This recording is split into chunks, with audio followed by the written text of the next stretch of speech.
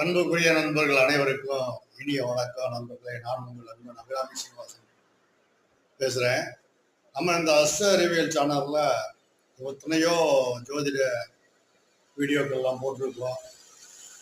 இப்போ மகான்களை பற்றி நம்ம தொடர்ந்து மகான்களுடைய அற்புதங்கள், இந்த ஆன்மீக பூமி அப்படின்னு சொல்லப்படுகிற இந்த இந்தியாவில், அதுவும் குறிப்பாக தமிழ்நாட்டில் நிறைய மகான்கள் தோன்றி மக்களுக்காகவே வாழ்ந்து தங்களுடைய சேவையை செஞ்சிருக்காங்க. அவங்கள ஒவ்வொருத்தரையும் பற்றி நம்ம எனக்கு எட்டிய அறிவில் குருநாதருடைய அனுகிரகத்தோட சில விஷயங்களை, முக்கியமான விஷயங்களை பகிர்ந்து கொள்ளலாம் அப்படின்னு சொல்லி தான் இந்த ஒரு முயற்சி எடுக்கிறேன். இதுக்கு குருநாதர் அனுக்கிரகம் கண்டிப்பாக இருக்கும் அப்படிங்கிற நம்பிக்கையோட அதை தொடர்றேன். இது பயனுள்ள ஒரு விஷயம். அப்போ முதல்ல ஞானானந்தா இவர், இந்த ஞானியை நம்ம காஞ்சி மகா பெரியவர் தபோவன தாத்தானே கூப்பிடுவாராம். அதாவது நம்ம மகா பெரியவருக்கு முன்னோடியா இருந்திருக்காங்க. இவர் ஒரு மடாதிபதியா தான் இருந்திருக்காரு. இவருடைய வாழ்க்கை வரலாறு அப்படிங்கிறதெல்லாம் விட இவருடைய அற்புதங்களையும் இவருடைய ஆன்மீக சிந்தனைகளையும் நம்ம அடுத்தடுத்து சிறிது நாட்கள் பார்க்கலாம்.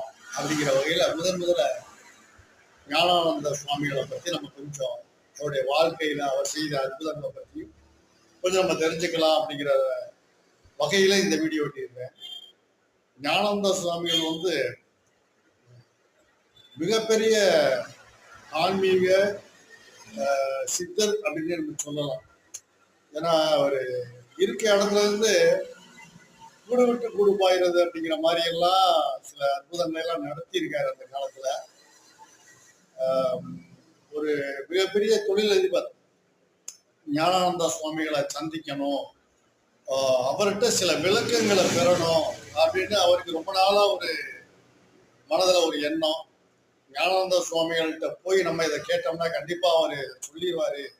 அவருக்கு என்ன ஒரு சந்தேகம் அப்படின்னா, போன பிறவியில் நம்ம என்ன பாவம் பண்ணியிருக்கோம், முற்பிறவி கர்மா என்ன அப்படின்னு தெரிஞ்சுக்கிறதுல அவர் ரொம்ப ஆர்வமா இருந்திருக்காரு. அந்த ஆர்வத்தை பூர்த்தி செய்து கொள்ளும் வகையிலே அவர் ஞானானந்த சுவாமிகளை சந்திக்கிறார். அவர் சந்திக்கிற அவருடைய தபோவனத்துக்கு போறாரு. தபோவனம் திருக்கோவிலூர் பக்கத்துல இருக்கு. திருவண்ணாமலைக்கு அருகில திருக்கோவிலூர் போற வழியில இந்த ஞானானந்தா தபோவனம் இன்றும் இருக்கு. ஸோ அங்கே அந்த தொழிலதிபர் வந்துடுறாரு, ஞானானந்த சுவாமிகளை சந்திக்கிறாரு. அடுத்த வீடியோவில் பார்ப்போம் என்ன கேட்டாருன்னு, அவருக்கு என்ன பதில் கிடைத்தது அப்படிங்கிறதையும் அடுத்த வீடியோவில் பார்ப்போம்.